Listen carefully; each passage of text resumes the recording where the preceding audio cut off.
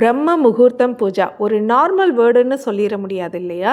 பிரம்ம முகூர்த்த பூஜைக்கே இவ்வளோ சக்திகள்னு கேட்டது போக, இதுக்கு எதுக்கு இவ்வளோ இம்பார்ட்டன்ஸ் கொடுக்கணும்? இது ஏன் கம்பல்சரியாக செய்யணும்?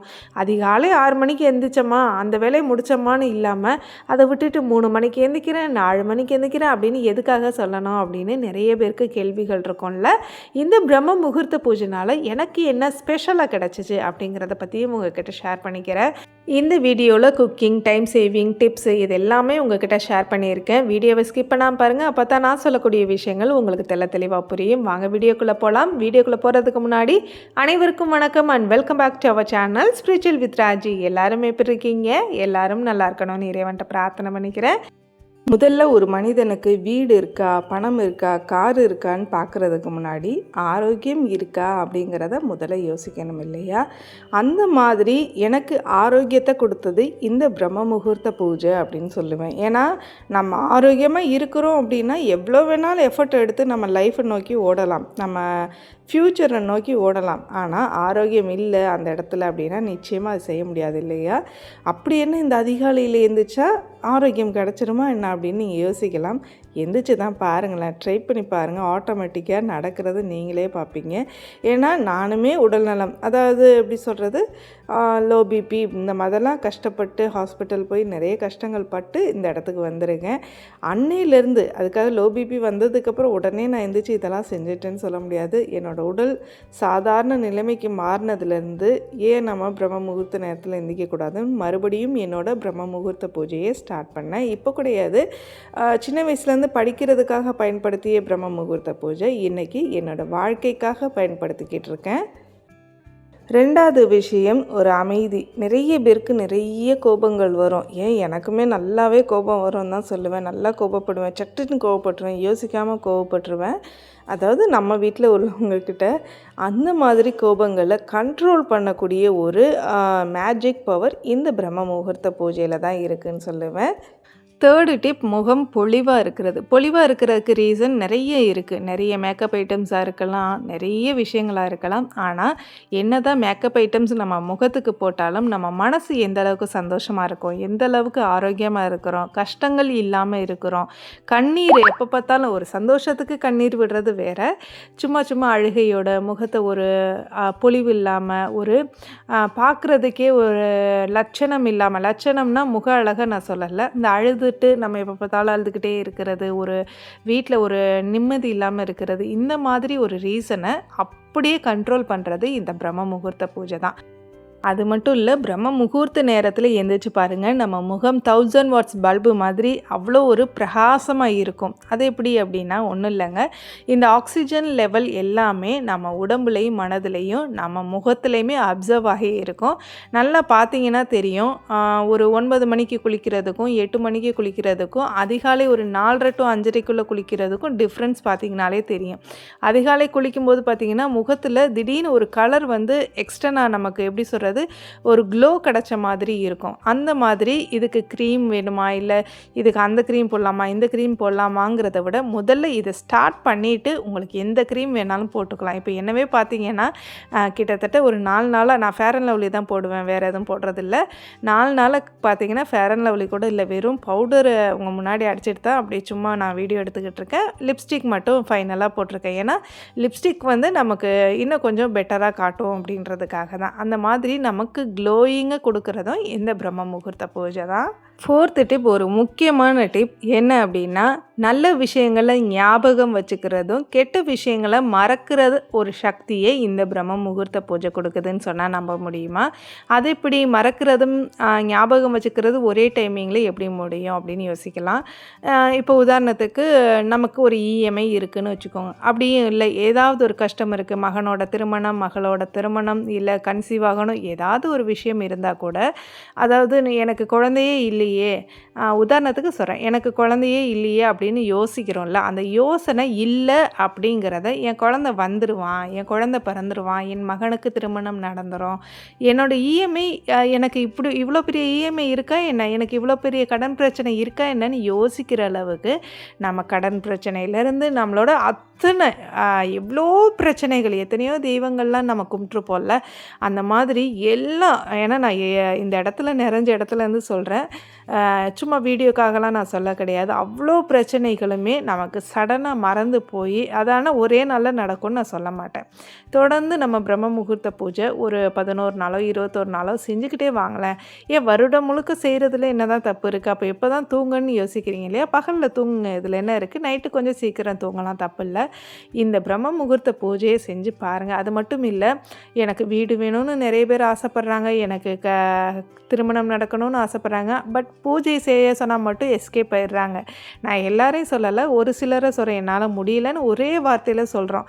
அப்போ கடவுளுக்கு நம்ம சொல்கிறது எப்படி கேட்கும்? இவ்வளோலாம் செஞ்சால் தான் நான் கொடுப்பேன்னு எந்த ஒரு கடவுளும் சொல்லலை. ஆனால் இப்போ ஒரு உதாரணத்துக்கு நமக்கு ஒரு 10 குழந்தைங்க இருக்காங்கன்னு வச்சுக்கோங்க. அந்த 10 குழந்தைங்களுக்கும் தாயாக நம்ம தான் சாப்பாடு போடணும். ஆனால் அந்த 10 குழந்தையில் ஒரு சில குழந்தைகள், ஒரு 3 குழந்தை, அம்மா நீங்கள் சாப்பிட்டீங்களாம்மா, நீங்களும் சாப்பிடுங்கம்மான்னு சொல்லும்போது அந்த 10 குழந்தைகளில் எந்த குழந்தைங்க ஞாபகம் வரும்? கண்டிப்பாக அந்த 3 குழந்தைங்க. இந்த பிள்ளைங்க இருந்தால் என்னை சாப்பிட சொல்லுவாங்க, நீங்கள் எப்படி இருக்கீங்கன்னு கேட்பாங்கன்னு அந்த தாயோட உணர்வு இருக்கும் இல்லையா? தாய் தானே, தாய்க்கு எப்படி பாரபட்சம் பார்க்க தெரியும் அப்படின்னு உங்களுக்கு தோணலாம். இதுக்கு பேர் பாரபட்சம் இல்லை, ஏக்கம், உணர்வுன்னு கூட சொல்லலாம் இல்லையா? அதே உணர்வு ஏன் கடவுளுக்கு இருக்கக்கூடாது? ஏன் இருக்காது?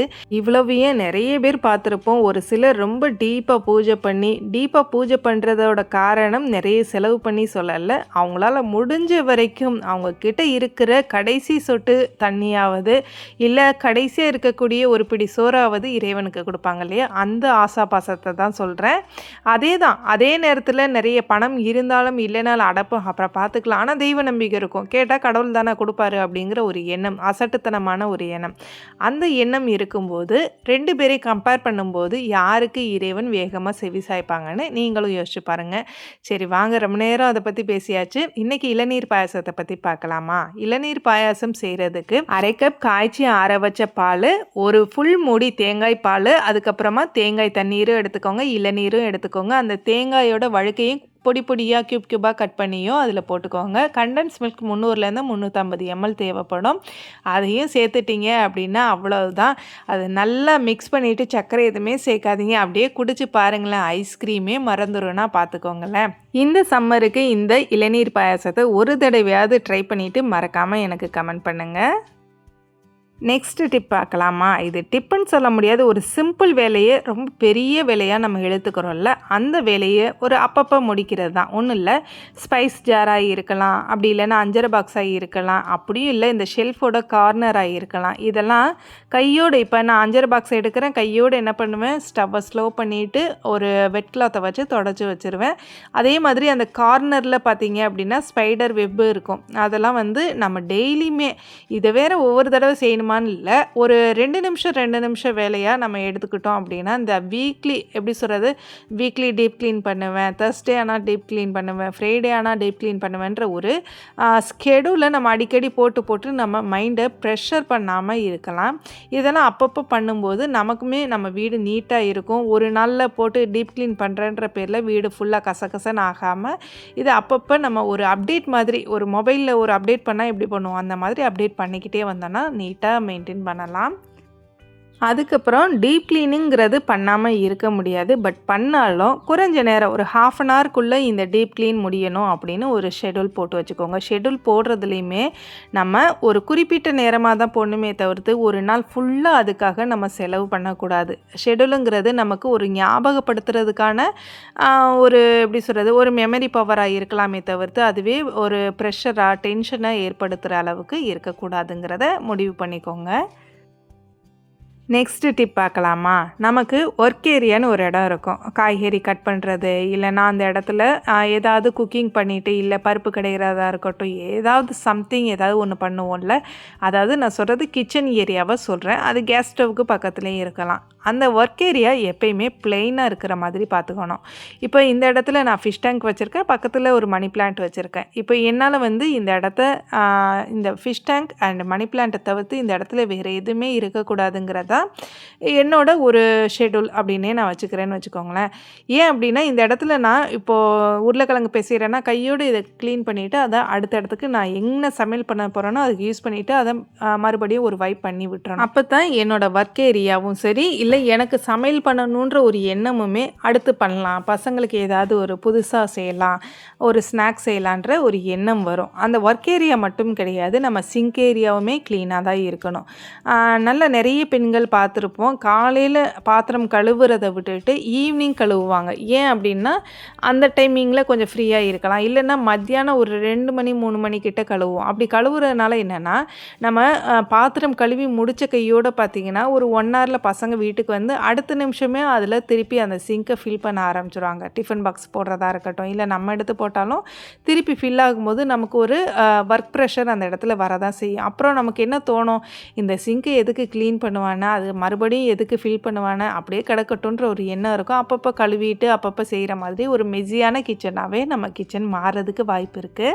அடுத்த டிப், இந்த சிங்க் ஏரியாவும் க்ளீனாக வைக்கணுன்ற ஒரு ஐடியாவுக்கு வந்துட்டோம், ஒர்க் ஏரியாவும் க்ளீனாக இருக்கணும்னு ஒரு ஐடியாவுக்கு வந்துட்டோம். நம்ம கிச்சனும் க்ளீனாக இருக்கணும். நிறைய பேர் என்ன நினைப்போம், இப்போ நானே அதை நினச்சிருக்கேன். என்னென்னா இப்போ கிச்சனில் ஏதாவது ஒரு கோலமோ ஏதாவது ஒன்று பண்ணுறேன்னு வச்சுக்கோங்களேன், கோலம் போடும்போது என்ன தோணும், அடுத்து சமையல் மறுபடியும் செய்யணுமே, அப்புறம் திருப்பி அதில் சிந்துமே, அதை வேறு துடைக்கணுமே, அது எதுக்கு கோலம் போட்டுக்கிட்டுன்ற ஒரு எண்ணம் வரும். கோலமே போடலைனாலும் சிலருக்கு துடைக்கிறதுக்கே தோணாது. ஏன் அப்படின்னா திருப்பி நம்ம என்ன தான் நீட்டாக க்ளீன் பண்ணாலும் மறுபடியும் மத்தியானம் சமையல் செய்யணும், இல்லை காலையில் சமையல் செய்யணுங்கும்போது திருப்பி நமக்கு அந்த இடம் ஈஸியாக இருக்கும். அதுக்கு ஃபைனலாக ஒரு நாளைக்கு ஒரு தடவை மட்டும் வைப் பண்ணி எடுத்துடலாம் அப்படின்ற, அதாவது எல்லா சமையலும் முடிச்சுட்டு நம்ம க்ளீன் பண்ணலான்ற ஒரு எண்ணம் இருக்கும். இதனால் என்னாகும்னா ஒரு லேசினஸ் நமக்கு வந்துக்கிட்டே தான் இருக்கும். இன்னொன்று, ஒரு நாளைக்கு மிஞ்சி மிஞ்சி போனால் ஒரு எப்படி சொல்கிறது, 1 மணி நேரமோ இல்லை ஒரு 2 மணி நேரமோ மட்டும்தான் நம்ம கிச்சன் நீட்டாக இருக்கிற மாதிரி ஒரு ஃபீல் வரும். நமக்கு அடுத்து ஒரு டென்ஷன் வந்து நமக்கு ஃபார்ம் ஆகவே ஆரம்பிச்சிடும். ஏன் டென்ஷன் என்னங்க ஃபார்ம் ஆகும் அப்படின்னு யோசிக்கலாம். உண்மைதான். ஏன்னா நமக்கு அடுத்து என்ன தோணும், கிச்சன் அப்படியே இருக்கட்டும், மறுபடியும் குப்பையாக தானே போகுது, மறுபடியும் செய்தானே போகிறோம், அதுக்கே ஒரே ஒரு தடவை பண்ணிடலான்ற ஒரு லேசினஸ், சோம்பேறித்தனம்ங்கிறது என்னை பொறுத்த வரைக்கும் எந்த பெண்களுக்கும் வரக்கூடாது. அதுவும் தமிழ்நாட்டு பெண்களுக்கு வரவே கூடாதுன்னு தான் நான் சொல்லுவேன். அதாவது நிறைய ஒர்க் ப்ரெஷரில் நமக்கு வர்றது வேறு, அது பேர் சோம்பேறித்தனம் கிடையாது, டயர்டுக்கும் சோம்பேறித்தனத்துக்கும் நிறைய வித்தியாசங்கள் இருக்குது. அதனால் நம்ம டயர்ட் ஆகிறோமா இல்லை சோம்பேறித்தனம் படுறோமா அப்படிங்கிறத நம்ம முதல்ல பார்த்துக்கணும். ரெண்டுத்தையும் ஒன்றா போட்டு குழப்பிக்க கூடாது. டயர்டாகும்போது ஒரு வேலை, கிச்சன்லேயே வேலை இருந்தாலும் வீட்டிலே வேலை இருந்தாலும் நீங்கள் போய் அந்த நேரத்தில் சமையல் முடிக்கிறீங்களா, முடித்த கையோட பாத்திரங்கள் எல்லாத்தையும் க்ளோஸ் பண்ணிவிட்டு போய் ரெஸ்ட் எடுத்துருங்க. அதுவே சும்மா சோம்பேறித்தனப்படுறது நம்ம ஃபேமிலிக்கும் ஆகாது, நமக்கும் ஆகாது. நெக்ஸ்ட் டிப் பார்க்கலாமா? நம்ம கிச்சன் நீட்டாக க்ளீனாக மெயின்டைன் பண்ணணும்னா முதல்ல சமையலை ஃபஸ்ட்டு முடிக்கணும். குக்கிங் முடிச்சிட்டோம் அப்படின்னா அடுத்ததான் என்ன, க்ளீனிங் தான். அப்போது இந்த குக்கிங் எவ்வளோ நேரத்துக்குள்ளே முடிக்கலாம், மினிமம் சொல்லணும் அப்படின்னா நீங்கள் 6 மணிக்கு எந்திரிக்கிறவங்களா இருந்தாலும் சரி, இல்லை 5 மணிக்கு எந்திரிக்கிறவங்களா இருந்தாலும் சரி, நம்மளால் ஒரு 3லேருந்து 4 மணி நேரம் காலையில் எனர்ஜெட்டிக்காக இருப்போம். அந்த 4 மணி நேரத்துக்குள்ளே நம்ம எல்லா வேலைகளையுமே முடிக்கணும். அதனால தான் நான் ஏற்கனவே சொல்லியிருப்பேன், 2 மணி நேரத்தில் வீட்டு வேலைகளை முடிக்கலாம், 3 மணி நேரத்தில் முடிக்கலான்னு சொல்லியிருப்பேன். 4 மணி நேரம் வச்சுக்கோங்க. அதாவது துணி மடிக்கிறீங்களோ, காய போடுறீங்களோ, துணி துவைக்கிறீங்களோ, இல்லை குக்கிங் பண்ணுறீங்களோ, அதெல்லாம் இல்லை, எல்லா வேலைகளையுமே. அது ஒரு நாள் எக்ஸ்ட்ரா கூட வேலைகள் வரலாம், ஒரு நாள் கம்மியாக கூட வேலைகள் வரலாம், அது கணக்கு கிடையாது. ஆனால் 4 மணி நேரத்தில் எல்லா வேலையும் முடிக்கணும். அதிலே கோலம் போட்டு முடிக்கணும், அதிலே வாசல் பெருக்கணும், வெளியில் க்ளீன் பண்ணணும், ஈவினிங் க்ளீன் பண்ணணும், ஸ்நாக்ஸ் பண்ணணும். இப்படின்னா எல்லாத்தையும் 4 மணி நேரத்தில் முடிக்கணும். அப்படின்னா காலையில் குக்கிங் மினிமம் 1 ஹவரில் எல்லா வேலையும் முடிக்கணும். இப்போது என்னோடய குக்கிங் பார்த்திங்கன்னா, காலையில் சாம்பார் வைக்கிறேன் அப்படின்னா மத்தியானத்துக்கும் சேம் அதே சாம்பார் தான், நைட்டுக்கும் சேம் சாம்பார் தான். ஒருவேளை நைட்டுக்கு பத்தலை அப்படின்னா சட்னி அரைச்சிக்கிறோம். சைடாக ஒரு தேங்காய் சட்னியோ இல்லை தக்காளி சட்னியோ அரைச்சிக்கும் போது இந்த சாம்பாரையும் தொட்டுக்குருவோம், இந்த சட்னியையும் நம்ம இட்லிக்கோ இல்லை தோசைக்கோ தொட்டுக்குருவோம். அதனால் எனக்கு கிட்டத்தட்ட காலையில் 1 மணி நேரம் மட்டும்தான் குக்கிங் வேலைகள் இருக்கும். கிட்டத்தட்ட ஒரு 5:15 நான் வீட்டுக்குள்ளே வரேன் அப்படின்னா 6:15 என்னோடய குக்கிங் ஒர்க் ஃபுல்லாகவே நான் முடிச்சிடுவேன்.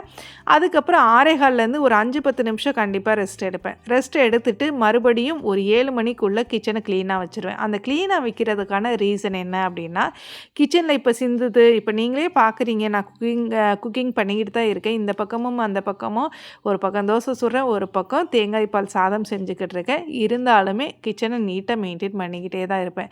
இப்போ ஒரு பொருள் எடுக்கிறேன்னா அதை கையோடு எடுத்து அந்த இடத்துல வச்சுருவேன். அதே மாதிரி கையோடு வைப் பண்ணியே வச்சுருவேன். அதை வேறு அப்புறமா தொடச்சிக்கலாம், அவசரத்தில் இதை வேறு எங்கிட்டு செய்கிறது அப்படின்னு என்றைக்கும் எந்த வேலையுமே நான் ஸ்கிப் பண்ணவும் மாட்டேன், தள்ளி போடவும் மாட்டேன், அதாவது போஸ்ட்பாண்டும் பண்ண மாட்டேன். இன்னும் எக்ஸாம்பிளுக்கு சொல்லணும்னா தம்பி ஒரு 2 தோசை ஊற்றி வைப்பேன், இந்த வந்துடுறேன் அப்படின்னு சொல்லி ஒரு வேலையை பார்க்க போயிருந்தேன். அதுக்கு பார்த்தீங்கன்னா இந்த மாவு டப்பா ஃபுல்லாக நான் எப்பயுமே வலிச்சு விட்டேன் அப்படின்னா கீழே வரைக்கும் நல்லா எவ்வளோ தூரத்துக்கு மாவு இருக்கோ அது வரைக்கும் மட்டும்தான் அந்த மாவு இருக்கும். அப்படியே நம்ம க்ளீனாக தொடச்சி வச்ச மாதிரி வச்சுருவேன். ஃபுல்லாக அதுக்குன்னு ஒரு கிளாத் வச்சு ஃபுல்லாகவே தொடச்சி க்ளீனாக வச்சுருவேன். அதில் தோசை சுட்டதுக்கான அடையாளமே இருக்காது. ஏதோ புது மாவை நம்ம எடுத்து சுடுற மாதிரியான ஒரு ஃபீல் இருக்கும்னு வச்சுக்கோங்களேன். அந்த மாதிரி வச்சுருப்பேன். இப்போ எனக்கு இது என்ன ஆகுதுன்னா, இதை ஃபுல்லாக ஃப்ரிட்ஜில் நேற்று சுட சொல்லி இன்றைக்கி நான் எடுத்துருக்கேன். இந்த மாவை உள்ளே வைக்க சொல்லியிருக்கேன். அந்த மாவு வச்ச இடத்துலையுமே சின்ன கரைகள் ஃப்ரிட்ஜில் இருந்துச்சு, ரொம்ப இல்லை, சும்மா லைட்டாக தான் இருந்துச்சு. இருந்தாலும் எனக்கு அதில் 5 நிமிஷம் வேஸ்ட் ஆகுது. அது துடைக்கணும்னு 5 நிமிஷம் வேஸ்ட் ஆகுது. அது மட்டும் இல்லாமல் இந்த மாவு டப்பாவில் சுற்றி ஒட்டி இருக்கிற ஃபுல்லாகவே கொஞ்சம் அந்த ஃப்ரிட்ஜில் வச்சனால கொஞ்சம் கூலிங் ஆனனால நல்லாவே ஸ்டிக்கி ஆகிடுச்சு. மறுபடியும் நான் இதை க்ளீன் பண்ணுறதுக்கு ஒரு 5லேருந்து 10 நிமிஷம், கிட்டத்தட்ட எனக்கு ஒரு 15 மினிட்ஸ் இதில் வேஸ்ட் ஆகுது. இப்போது நீங்கள் நினைக்கலாம், இப்படி ஒரு ஸ்கெடியூல் போட்டு அப்படி வேலை செய்யணுமா, ஒரு சின்ன விஷயத்தை கூட அவ்வளோ நுட்பமாக கவனிக்கணுமா அப்படின்னு யோசிக்கலாம். இந்த அளவுக்கு நான் வீடியோ எடுக்கிறேன் அப்படின்னா, நான் சாதாரணமாக ஒரு பிரம்ம முகூர்த்த பூஜை பண்ணுறேன் அப்படின்னா நல்ல பெரிய பெரிய கோலம் போட்டு இங்கே உள்வாசலையும் போட்டு வெளிவாசலையும் நான் போட்டால் கூட, பிரம்ம முகூர்த்த தீபம் ஏற்றினா கூட எனக்கு ஒரு 45 மினிட்ஸில் முடிஞ்சிடும். ஆனால் நான் அதாவது மொபைல் ஸ்டாண்டு வச்சு மொபைலை வச்சு அதுக்கப்புறம் அதுக்கேற்ற மாதிரியான ஒரு ட்ரெஸ் கோட் பண்ணி நான் உங்கள்கிட்ட ஒரு ஸ்மெயிலாக இருக்கட்டும், ஸ்மெயிலுக்கு மட்டுமே ஒரு 3-4 கிளிப்பிங்ஸ் எடுத்து மறுபடியும் பார்ப்பேன், இது கரெக்டாக எடுத்திருக்கேன். நான் ஒரு தடவை பார்த்தா தலை இருக்காது அந்த இடத்துல, ஒரு தடவை பார்த்தா சரியாக கை தெரியாது, ஒரு தடவை பார்த்தா விளக்கேற்றுனது சரியாக தெரியாது. இந்த மாதிரி ஒவ்வொரு ஆங்கிளையும் கிட்டத்தட்ட ஒரு 45 மினிட்ஸில் முடிக்கிற வேலை. அதுவும் பெருசாக செய்யணும், நல்லா கிராண்டாக செய்யணும் பிரம்ம முகூர்த்த பூஜைன்னு நினச்சாலுமே அந்த வேலை எனக்கு ஒரு 2 மணி நேரமாவது ஆகும். 2 மணி நேரத்துக்கும் 45 மினிட்ஸுக்கும் வித்தியாசம் இருக்குது. அதே நான் நார்மல் கோலம் போடுறேன் அப்படின்னா கிட்டத்தட்ட ஒரு 30 மினிட்ஸ், அதாவது ஒரு 20லேருந்து 30 மினிட்ஸ்க்குள்ளே என்னால் வேலையை முடிக்க முடியும். இந்த அளவுக்கு நான் இந்த ஒவ்வொரு வீடியோவும் எடுக்கணும். அதே மாதிரி இப்போ தொடர்ந்து பார்த்தீங்கன்னா நான் வெறும் பிரம்ம முகூர்த்த பூஜை வீடியோவும் காட்டுறதில்ல, எல்லா வீடியோவுமே உங்களுக்கு காமிச்சிக்கிட்டே தான் இருக்கேன். தோசை சுடுறதா இருக்கட்டும், குக்கிங் பண்ணுறதா இருக்கட்டும், இல்லை ஃப்ரிட்ஜ் ஆர்கனைசேஷனாக இருக்கட்டும், ப்ரீ பிளானிங்காக இருக்கட்டும். ஒரு சிலர்லாம் பார்த்தீங்கன்னா குக்கிங் வீடியோ மட்டும்தான் தொடர்ந்து காட்டுவாங்க, குக்கிங் சம்மந்தப்பட்ட வீடியோஸ் காட்டுவாங்க. பட் நான் பிரம்ம முகூர்த்த பூஜையும் காட்டுறேன், அதே நேரத்துக்கு பிளான் கேரை பற்றியுமே காட்டுறேன், அதே நேரத்துக்கு க்ளீனிங் ஆர்கனைசேஷன். இந்த க்ளீனிங் ஆர்கனைசேஷன் கூட கிச்சன் க்ளீனிங்னு இருக்குது, அதே நேரத்துக்கு ஹால் க்ளீனிங் இருக்குது, ஹால் ஆர்கனைசேஷன் இருக்குது. இப்படி ஒவ்வொரு இடத்துலையுமே ஒவ்வொரு மாதிரியான வீடியோஸ் உங்களுக்கு கொடுத்துக்கிட்டே தான் இருக்கேன். அப்போது எனக்கு பிரம்ம முகூர்த்த பூஜைக்கு 2 மணி நேரம் செலவானாலும் மற்ற வீடியோஸுக்குமே எனக்கு செலவாகும். அதுக்காக எடிட்டிங்கும் பண்ணணும். இப்படி எனக்கு தனித்தனி வேலைகள் இருக்குது. அது மட்டும் இல்லாமல் நம்ம வீட்டில் 4 பெட்ரூம்ஸ் இருக்குது, 4 பாத்ரூம்ஸ் இருக்குது. அது எல்லாத்தையும் நான் க்ளீன் பண்ணணும். ஃபஸ்ட் ஃப்ளோரையும் க்ளீன் பண்ணணும், கீழேயும் நான் க்ளீன் பண்ணணும். ஸோ இப்போ எல்லா வேலைகளையும் நான் பண்ணும்போது எனக்கு நேரம் எப்படி மிச்சமாகுது. அது மட்டுமா நான் பண்ணுறேன். இப்போ பிளான்ட் கேர் மட்டும் பண்ணாமல் பிளான்ட் எப்படி சொல்கிறதுனா ஒரு ஆர்கனைசேஷனும் உங்கள்கிட்ட காட்டுவேன். இந்த மாதிரி ஆர்கனைஸ் பண்ணால் நல்லாயிருக்கும், செலவு இல்லாமல் இப்படி செய்யலான்ற ஒரு சில ஐடியாஸுமே காட்டுவேன் இல்லையா. இது எல்லாத்துக்கும் எனக்கான நேரங்களை நான் ஒதுக்கிக்கிட்டே தான் வர்றேன் இல்லையா. இதைத்தான் உங்ககிட்ட சொன்னேன். அதே 4 மணி நேரத்துக்குள்ளே நீங்கள் வேலையெல்லாம் முடிக்கிறீங்க அப்படின்னா மிச்சம் கிட்டத்தட்ட ஒரு குறைஞ்சபட்சம் ஒரு 6 மணி நேரம் வைங்களேன். 6 மணி நேரம் உங்களுக்கு ஃப்ரீனா என்ன வேணாலும் செய்யலாம் இல்லையா. இப்போது நான் வேலைக்கு போகணும் சிஸ்டர், ஏதாவது சாதிக்கணும்னு யோசிக்கிறீங்க, ஒரு 2 மணி நேரம் அந்த வேலைக்காக யோசிக்கிறதுக்கான டைமாக கூட எடுத்துக்கலாம் இல்லையா. இல்லை வேலைக்கெல்லாம் நாங்கள் போல் வீட்டிலேருந்து டிவி பார்க்குறது கூட நேரம் இல்லைன்றவங்க அழகாக படுத்துக்கிட்டே டிவி பார்க்கலாம். நம்ம க்ளீன் பண்ண இடத்துல எத்தனை பேர் ஃப்ரீயாக படுத்து டிவி பார்த்துருக்கீங்கன்னு சொல்லுங்கள் பார்ப்போம். இல்லை எத்தனை பேர் நம்ம க்ளீன் பண்ணி பெட்டெல்லாம் நீட்டாக க்ளீன் பண்ணி வச்சுருப்போம், ஆனால் அந்த பெட்டில் நீட்டாக அப்படியே நல்லா ஃப்ரீயாக படுத்துட்டு ஃபோன் பார்த்துருக்கோன்னு சொல்லுங்கள். அதுக்குன்னு ஒரு நேரத்தை நம்ம ஒதுக்குனதே இல்லை இல்லையா. அந்த மாதிரி நமக்குன்னு ஒரு நேரத்தை ஒதுக்கிக்கிறது நல்லதுன்னு நான் நினைக்கிறேன். அப்புறம் நீங்கள் எல்லாரும் ஏன் லாங் வீடியோ போடல சிஸ்டர்னு ஒவ்வொரு வீடியோலேருந்தும் கேட்டுக்கிட்டே தான் இருந்தீங்க. அதை பற்றி நான் அடுத்த வீடியோவில் தெளிவாக சொல்கிறேன். அவ்வளோதான், வீடியோ எண்டுக்கு வந்துட்டோம். நன்றி.